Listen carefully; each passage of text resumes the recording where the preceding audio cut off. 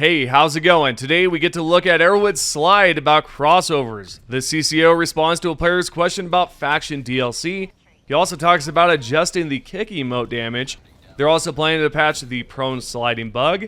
And there's so much more I'll be covering. If you can, make sure to tap the like button below and let's get right into it.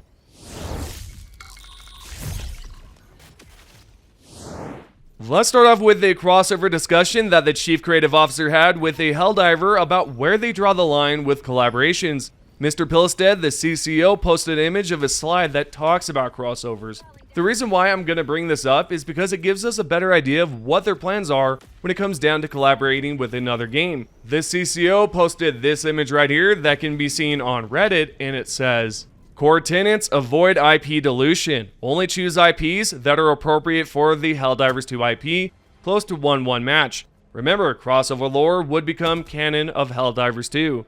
Immersion breaks for other players. Limit the rate of collaborations, too much will dilute. Be conservative and stringent as crossovers compound. As authentic as we can, try to do right by the source IP and its fans. Strive to modify as little as possible for the original inspiration. Seek to become experts of the source material. Review often. Review the IP effects after each collaboration. How did it impact Helldivers as a brand?"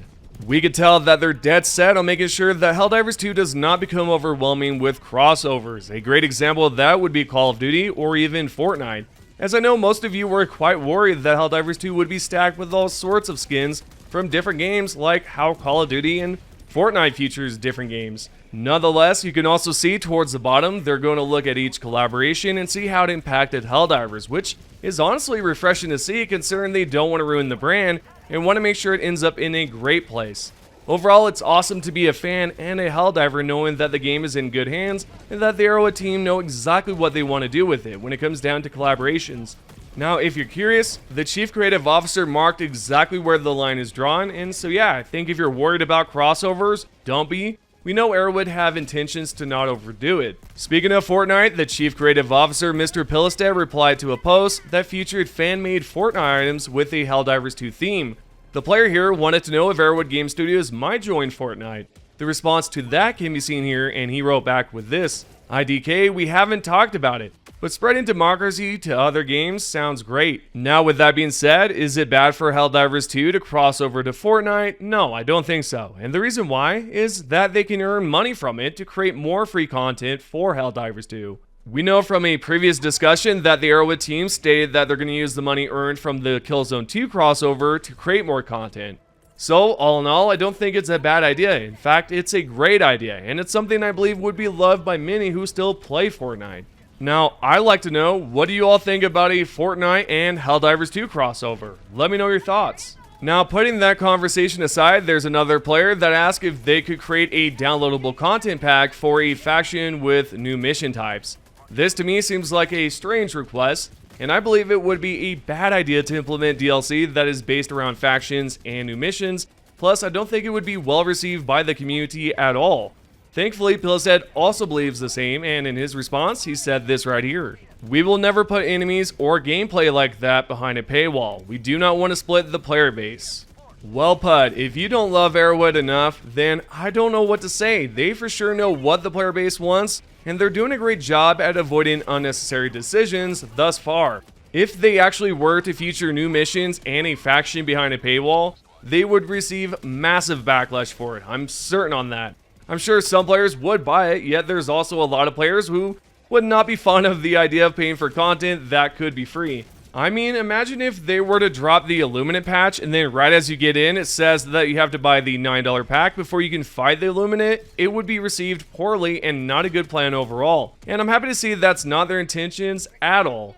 You know how many studios would put it up as DLC instead of handing it out for free? There's probably a lot of studios that would put a price on it.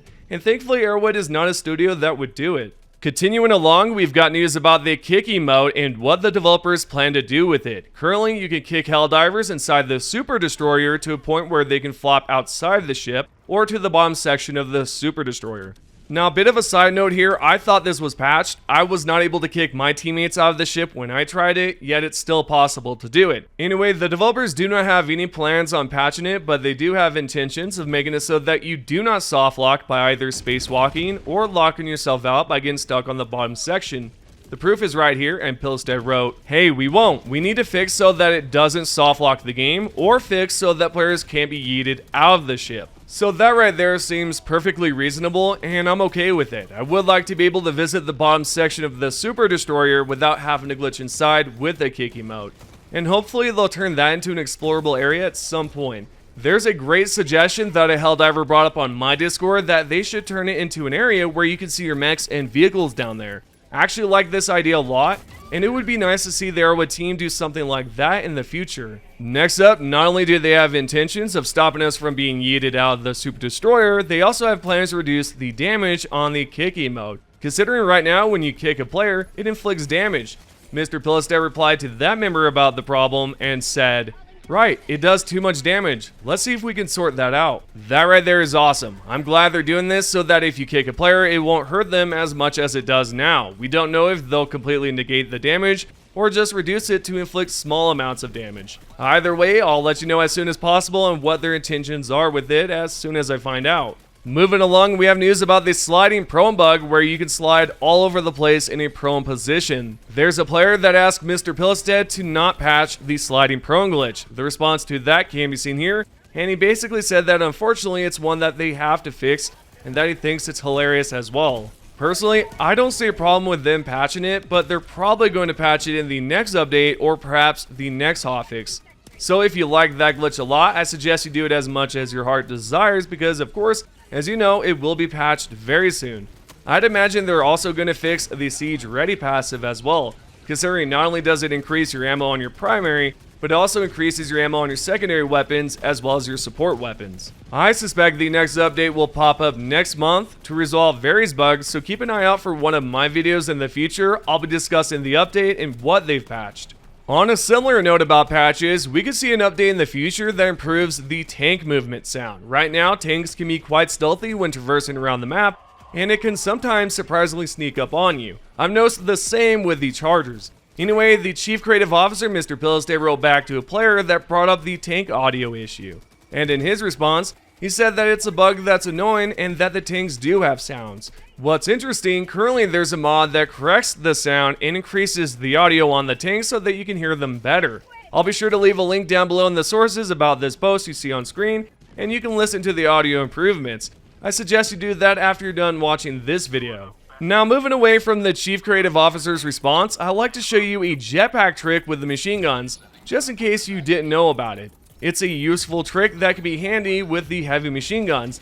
Let's say you're overwhelmed with a lot of enemies, like the Volas for example, and you don't have time to reload your heavy machine gun because there's just so many enemies. Well, what you can do is use your jetpack to reload the HMG midair, as you can see in this clip. You were able to reload it midair and still has the same animation as if you were on the ground. Now, I'm sure there are a few out there that already know about this, yet it's worth mentioning for those who didn't know about it. Last but not least, let's go over a suggested loadout from the comments in the previous video. I typically do these so that you can get featured on the channel and also showcase what your loadout is. So with that being said, if I haven't talked about your loadout just yet, go ahead and post it again and it just might be featured in the next one. What we have today is a bug loadout from a Helldiver named Moz43 who recommended this loadout. We have the Adjudicator for taking out shielded enemies like Hive Guards and Commanders. The secondary is the trusty grenade pistol that can blow up holes, obviously, right? And take out groups of bugs. The thermite is for destroying hulks and sometimes volatines. Next up for stratagems, we have the orbital gas strike that pairs well with the 500 kg bomb, especially if you confuse a hulk. You can destroy a hulk and several other bugs in the process. The last and final stratagems are the jetpack and the stalwart. Both are great paired together, of course, so that you can reload your gun while getting out of those situations where the enemies are closing in on you. It's not a bad loadout. Usually I let you all know if I don't like it, but that's a nice loadout and is worth trying out. It's so good it would make General Brash proud. With that aside, we are now going to take a look at the top comments. All you have to do is comment down below, and if you get enough upvotes, you might just be featured on the channel. The first top comment is from an Illuminate. I'm not sure what kind of username that is, bud, but I cannot read it. You said, about the Volus, I've noticed that sometimes overseers would just melee attack the Volus when they are patrolling. It's not like they were aiming at me and missed. They were just patrolling, and then when the overseer behind reached the last Volus, he attacked him with the staff. Alright, just admit that you're Illuminate already. We're not going to do this. We know you're Illuminate. You're an Illuminate spy. You're doing something here. You know how to talk in English, so there's something going on here. But, no, jokes aside, I know what you're talking about. I've seen it multiple times.